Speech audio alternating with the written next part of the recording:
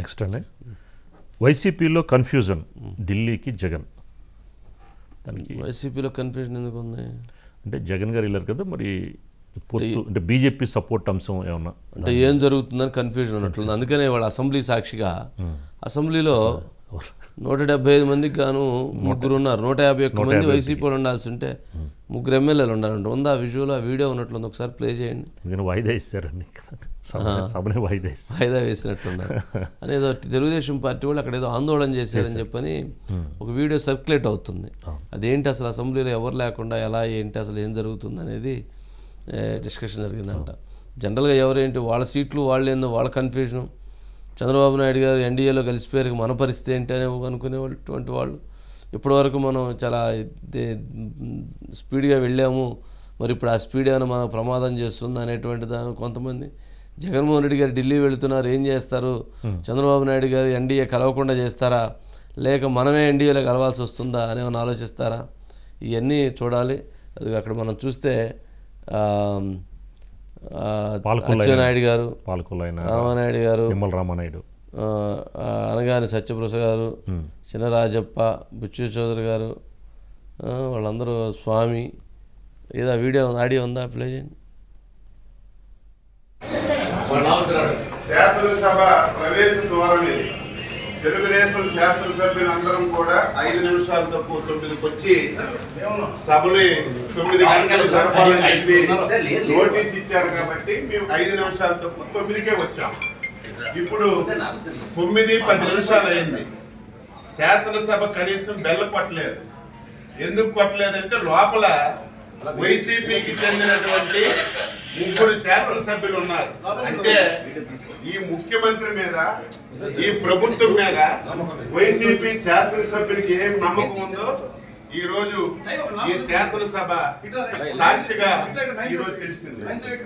ఏది ఏమైనా సరే ప్రజాస్వామ్యాన్ని నమ్మినటువంటి వ్యక్తులుగా శాసనసభలో మాకు ఏ అవకాశాలు ఇవ్వకుండా, ప్రజా సమస్యలు లేవనెత్తకుండా, మమ్మల్ని ఎన్ని అవమానాలకు గురి చేసిన ప్రజల గురించి శాసనసభకు వచ్చి మా బాధ్యతని మేము నిర్వహిస్తున్నాం.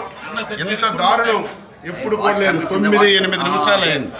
ఇంత దారుణం ఏది ఏమైనా సరే ఈ 5 సంవత్సరాలు ఈ శాసనసభలో ఈ రాష్ట్రానికి ఉపయోగపడినటువంటి ఒక్క చట్టం కూడా చేయలేదు.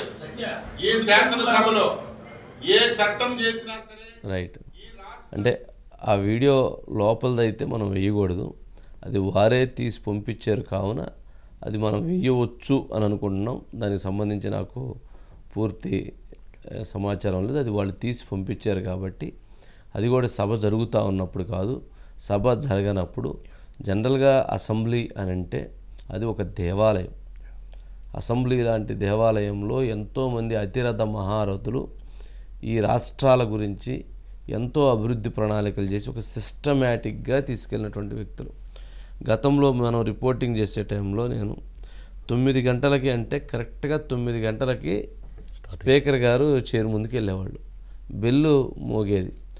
అసలు అది ఎంత డిసిప్లిన్ సిస్టమ్ అంటే అంత సిస్టమ్గా ఉండేది. లోపల కూడా ఆల్మోస్ట్ 70-80% ఫుల్ అయి ఉండేది.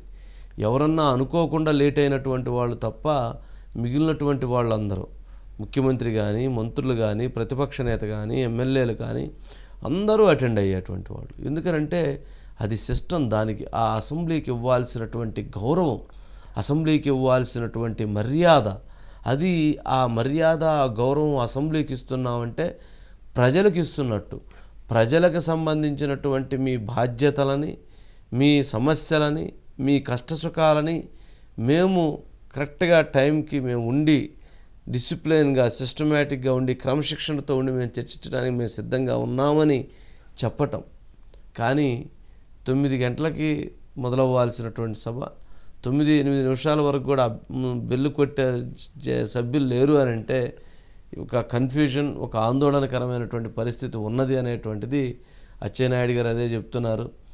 చినరాజప్ప గారు, రామానాయుడు గారు, అనగాని సత్యప్రసాద్, కొండేపు స్వామి, బుచ్చే చౌదరి గారు, ఇంకా రామకృష్ణ ఉన్నట్టున్నారు. సరే మొత్తానికి గోలకి ఇప్పుడు వాళ్ళు ప్రొటెస్ట్ చేసేటువంటి దానికి వాళ్ళకి ఆ రైట్ ఉంటుంది.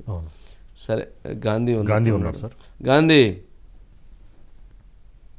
Good evening. Good evening. ఏంటి మొత్తానికి ఆ 9 గంటలకంటే 9 గంటల 10 నిమిషాలకి సరే 10 నిమిషాలు అటు ఇటు అయిందిలే అనుకుంటున్నారట్టుంది పాపం. ఏంటి అసలు ప్రస్తుతం వైసీపీ ఎమ్మెల్యేలో కన్ఫ్యూజన్ ఏమైనా ఉంటుందా? ఢిల్లీ సీఎం వెళ్ళటం ఇవన్నీ ఏంటి ఏమనుకుంటున్నారు?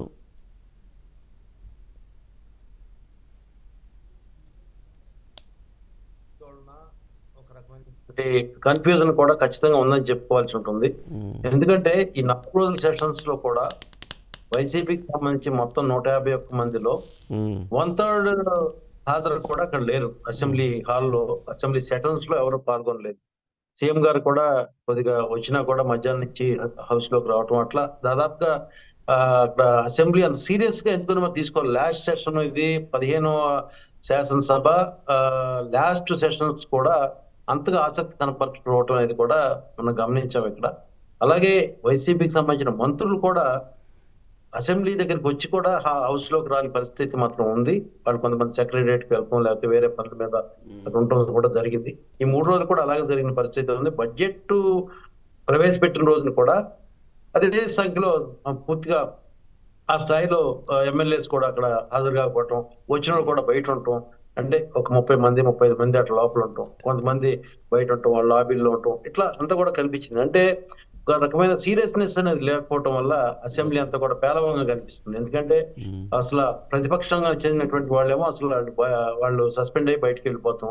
అధికార పక్షం సంబంధించిన వాళ్ళు సరే కనీసం ఆ బడ్జెట్ ప్రవేశపెట్టేటప్పుడు బడ్జెట్ సంబంధించినటువంటి అంశాలు వింటము అన్ని కూడా లేదు. ఈ రోజు బడ్జెట్ కు సంబంధించిన ధన్యవాద తీర్మానం రోజు కూడా అంతంత మాత్రంగా వచ్చారు. అంటే ఈ 9 గంటలు కరెక్ట్ గా బెల్లు కొట్టి స్టార్ట్ అవుతుంది అసెంబ్లీ అంతా.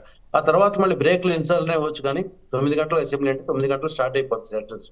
అట్లాంటిది ఈ రోజు టీడీపీ నాయకులు బయట నుంచి ప్లకార్డ్స్ తో వచ్చి 9 గంటల 4 నిమిషాలకు లోపలికి వస్తే అప్పుడు ఇంకా బెల్లు కొట్టలేదు, అసెంబ్లీ స్టార్ట్ అవ్వలేదు.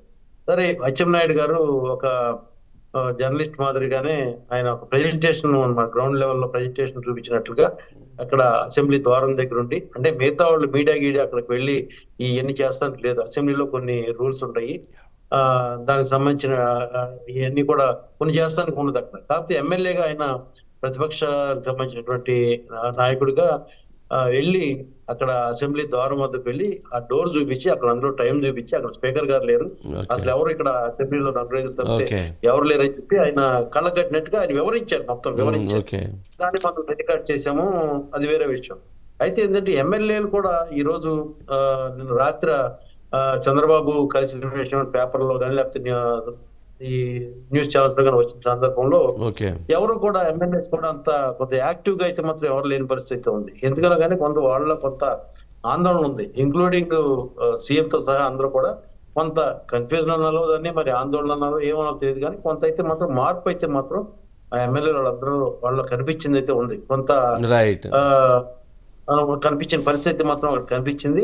ఎందుకు అలా అయితే ఏంటంటే దాని మీద ఇంకా అందరూ ఎవరు కూడా అసలు అసెంబ్లీ సెషన్ లాస్ట్ సెషన్ అంటే గ్రూప్ ఫోటో తీయాలనేటువంటి విషయం కూడా మార్నింగ్ ఎవరో వెళ్ళి అసెంబ్లీ సెక్రటరీ చెప్పేదాకా గ్రూప్ ఫోటో అనే విషయం కూడా అసెంబ్లీలో జరగలేదు. మధ్యాహ్నం ఎప్పుడో గ్రూప్ ఫోటో సెషన్ తీశారు, లాస్ట్ సెషన్ కాబట్టి గ్రూప్ ఫోటో దిగుతుంది అధికార పార్టీ సంబంధించి ఉన్న ఎమ్మెల్యే సీఎం అంతా కలిసి. జనరల్ గా గ్రూప్ ఫోటో అంటే అసెంబ్లీ సందర్భంగా 175 మంది హాజరవుతారు. ఎవరన్నా ఒకరిద్దరు అనుకోకుండా మిస్ అయితే తప్ప, లేకపోతే మరి ఇప్పుడు ఎంతమంది కలిశారో ఎంతమంది మిస్ అయ్యారో తెలియదు, కానీ బట్ గ్రూప్ ఫోటో అంటే అంత వాల్యూ ఉంటుంది. ఎందుకంటే భవిష్యత్తులో ఆ గ్రూప్ ఫోటోనే కదా మనం పెట్టేది, అది దానికి ఉండేటువంటి వాల్యూ. సరే చూద్దాం. అట్లాగే ఏంటి